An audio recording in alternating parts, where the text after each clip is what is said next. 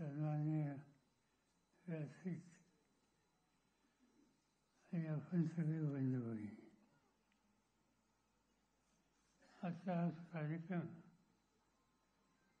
एक लक्षात राहणारा असा हा आजचा कार्यक्रम आहे. संजय राऊत यांनी जे काही 100 दिवस अर्थात या माहीत असलेल्या जेलमध्ये घालवले आणि तिथले सगळे अनुभव लिखित स्वरूपामध्ये आपल्या सगळ्यांचं समोर मांडले.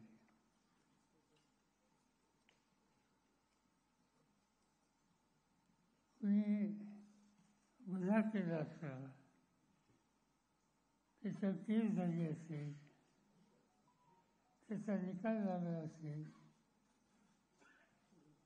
तर असं संकट काही लोकांच्या येत असतं. पण संजय राऊतांनी काय केलं होतं? संजय राऊत नेहमीच सामनामध्ये जी लोक भूमिका मांडतात ती आपल्या स्वभावपणा मांडत असत. ती त्यांची लेखणी काही लोकांना पचत नव्हती, ते अस्वस्थ होते, बहुतेक संधीची वाट पाहत होते आणि त्यांना संधी दिली स्वतःचा ही जी वस्ती आहे त्या प्रकरणात स्वतः काळीमध्ये कष्ट करणारे मध्यमवर्गीय लोक राहत होते आणि त्यांच्या निवाऱ्याचा काही प्रश्न निर्माण झाला त्या चालकऱ्यांना घरं मिळावी अशा प्रकारची मागणी त्यांच्याकडे होती आणि ते होते संजय राऊतांच्या. आणि त्याच्यामध्ये संधी मिळाली की त्यांच्या नेहमीच्या लिखाणामुळे जे दुखावलेले होते त्या शासकीय यंत्रणेला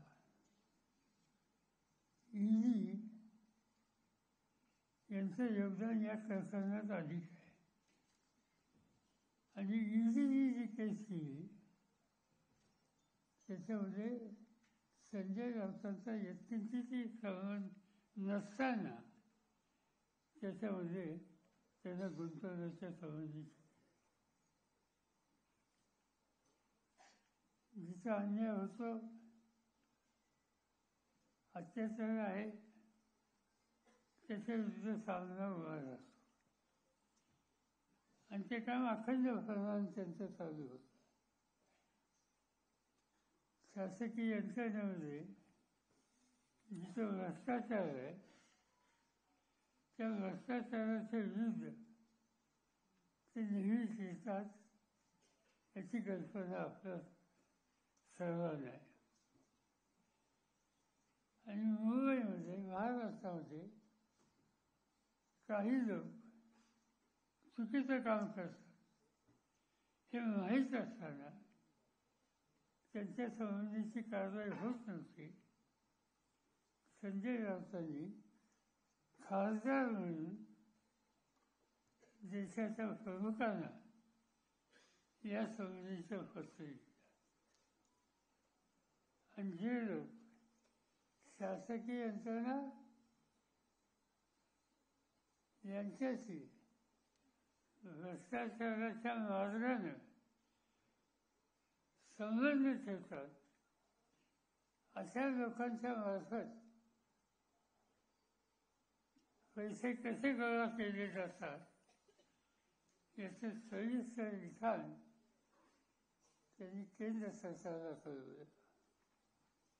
त्याच्यामध्ये जवळपास 30-35 लोक असे होते, कंपन्या अशा होत्या की ज्यांच्याकडून पैसे काढले गेले आणि ती रक्कम 58 कोटीच्या आसपास. आणि ही माहिती संजय राऊतांच्याकडे आल्याच्या नंतर त्यांनी देशाच्या प्रमुख लोकांना लिखित स्वरूपात दिली. त्याचा परिणाम एकच झाला, कारवाई झाली नाही, त्यांना आज जावं लागलं. त्यांना अटक करण्यात आली, 100 दिवस त्या ठिकाणी राहता आले आणि त्यांनी हे पुस्तक लिहिलं. त्यामुळं आम्हा लोकांना, अनेकांना ते वाचल्यानंतर कळेल की तिची स्थिती काय आहे. आणि ती स्थिती ही निश्चितपणानं दुरुस्त करायचा विचार आज न उद्या हा आपल्याला करावाच लागेल. त्यांच्या जेलमध्ये सगळ्या आठवणी आणि अनेकांची भेटी गाठी, त्यांचा अनुभव हा लक्षात येणार नाही. एकनाथ खडसे आमचे सहकारी, त्यांचे जावई हे इंग्लंडमध्ये होते. टाटा कन्सल्टन्सी या संस्थेमध्ये मोठ्या जॉबवर होते. खडसेंच्यावर इथं काहीतरी तक्रार झाली, त्यांना त्रास होईल असं कळलं आणि त्यांचे जावई लंडन सोडून इथं आले. आणि इथं आल्याच्या नंतर ईडीने त्यांना अटक केली.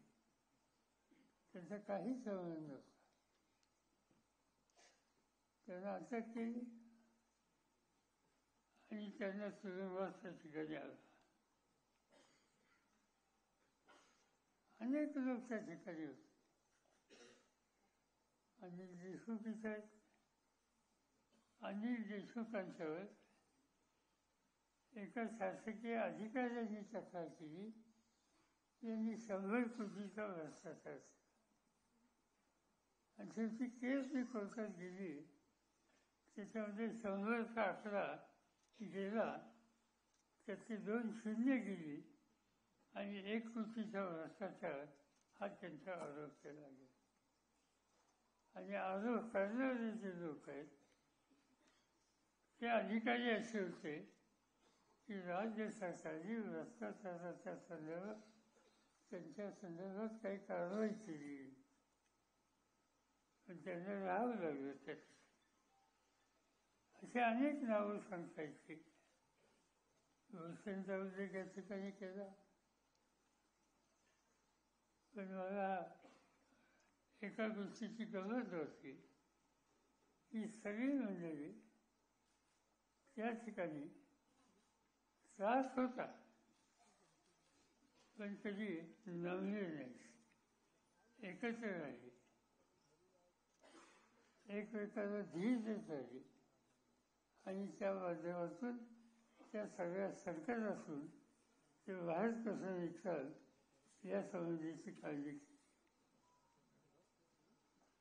हे पुस्तक प्रसिद्ध होणार आहे की गेले 2 दिवस आपण वाचतो, टेलिव्हिजनवर पाहतो.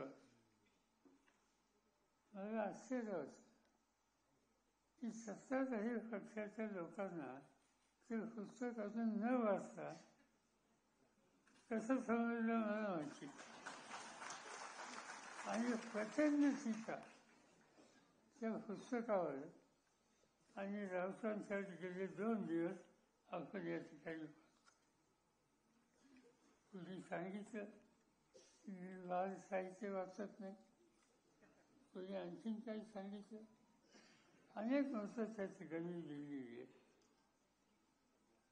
मी हे जे पुस्तक लिहिलं आणि त्याच्यातून जी माहिती येते ती बघितल्याच्यानंतर एकंदर सत्तेचा गैरवापर कसा होतो याचं उत्तम लिखाण या पुस्तकाच्या माध्यमातून महाराष्ट्राच्या जनतेच्या समोर आलेली आहे.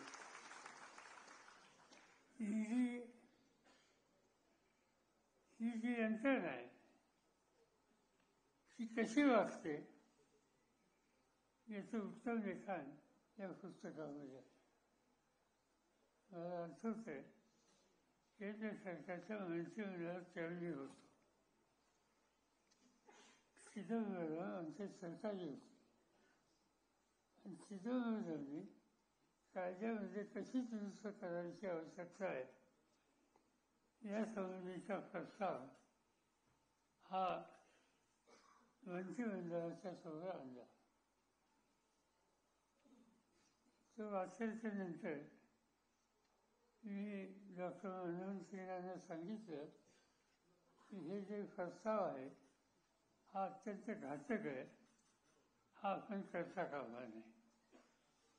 त्याचा उल्लेख या ठिकाणी केला गेला की जर हा गुन्हेगार म्हणतो, पोलीस म्हणतात, ईडी म्हणतात, त्यांनी स्वतःनी गुन्हा केला नाही हे सिद्ध करत आणि त्या संबंधीची तरतूद ही कायद्यामध्ये प्रस्तावित केली. मी स्वच्छ विरोध केला की हे करू नका, उद्या राज्य बदललं तर त्याचा परिणाम आपल्याला सुद्धा भोगावा लागेल. पण ते ऐकलं गेलं नाही, राज्य केलं आणि पहिली ॲक्शन ही चिदंबरम यांच्यावर घेतली गेली, त्यांना अटक केली गेली. सत्तेचा गैरवापर त्या ठिकाणी झाला आणि विशेषतः विरोधकांच्यावर अशा केसेस ह्या अधिक केल्या जातील ही शंका माझ्या सरकारला होती. आता हे जे काही लिखाण केलं त्याच्यामध्ये राऊतांनी 2 राजवटीचा उल्लेख केलेला आहे. एक इंडियाच्या काळात आणि नंतर UPAच्या काळामध्ये. आणि नीतीने कोणत्या पक्षांच्या केसेस केल्या याची माहिती दिली. इंडियाच्या काळामध्ये 19 जणांच्यावर कारवाई केली होती. UPAच्या काळामध्ये 9 लोकांच्यावर आरोपपत्र दिलं, अटक कुणालाही केली गेली नाही. पण इंडियाच्या काळामध्ये काँग्रेस, TMC, राष्ट्रवादी काँग्रेस, शिवसेना, द्रमुक, DMK, बिजू जनता दल, RJD, बसपा, समाजवादी पार्टी, TDP, आप, मार्क्सवादी कम्युनिस्ट पार्टी, नॅशनल कॉन्फरन्स, अण्णा द्रमुक, मनसे, TRS एवढ्या पक्षाच्या नेत्यांच्यावर चौकशा करून केसेस करण्यात आल्या. याचा अर्थ देशाचं संबंध आपण हे तुम्ही उद्ध्वस्त करायचं या कायद्याच्या माध्यमातून हा निकाल या ठिकाणी घेतलेला होता. आणि त्याचाच परिणाम अनेकांना त्या ठिकाणी सहन करावा. माझं एवढंच मी विचारत होतोय हे पुस्तक वाचल्याच्या नंतर कधी महाराष्ट्राच्या किंवा देशाच्या जनतेनं देशात परिवर्तन केलं तर पहिलं काम हे करावं लागेल की मूलभूत सामान्य माणसाचा, राजकीय पक्षाचा जो अधिकार आहे तो या ईडी कायद्याचा आधार घेऊन उद्ध्वस्त करायचा. जी काही तरतूद कायद्यामध्ये झालेली आहे ती तातडीने बदलली पाहिजे आणि त्यासाठी काय करावं लागेल ते करणं देशामध्ये आम्हा लोकांना लक्ष द्यायची आवश्यकता आहे. आणि म्हणून हे पुस्तक जे कुणी वाचतील त्याचे अर्थात राज्यकर्ते जे असतील त्यांनी याच्याकडे गांभीर्यानं बघायची गरज आहे. राज्य येतं जातं, निवडणुका जिंकतात हरतात, पण न्यायव्यवस्था ही लोकांच्या समोर आदर्श अशी असली पाहिजे. ही व्यवस्था ईडी सारख्यांच्या हातात दिलेल्या शक्तीमुळे जर आपला निर्णय घेण्याच्यासाठी इच्छा असून सुद्धा मर्यादा येत असतील तर किती बदलाची आवश्यकता आहे याची खात्री ही आपल्या सगळ्यांना पाहिजे. माझ्या मते राऊतांनी हे फार मोठं काम केलं हे पुस्तक लिहून, आणि त्याच्यामुळं विचार करणारे लोक, माझी खात्री आहे की याच्यात दुरुस्ती करण्याची जी आवश्यकता आहे, सत्तेचा गैरवापर हा सतत केला जातो, ही जी संधी राज्यकर्त्यांना आपण दिली ही संधी त्याच्यातून मुक्त होण्याचं काम हे करण्याच्याबद्दलचा विचार करावा लागेल. आणि राऊतांच्या ह्या पुस्तकामध्ये आणि विशेषतः आता सांगण्यात आलं की इंग्लिश आणि हिंदीमध्ये सुद्धा करावं लागेल, त्याचा परिणाम निश्चित जो लोकप्रतिनिधी असतील, लोकशाहीच्या संबंधीची आस्था ज्यांना आहे ते लोक त्याचा विचार करतील. या कामामध्ये तुमची माझी सगळ्यांची जबाबदारी आहे की अशांच्या पाठीशी उभं राहिलं आणि हे काम जर केलं तर माझी खात्री आहे की संजय राऊतांनी जे लिखाण केलं ते खऱ्या अर्थानं फलदायी ठरलं असा निष्कर्ष काढता येईल. एवढंच या ठिकाणी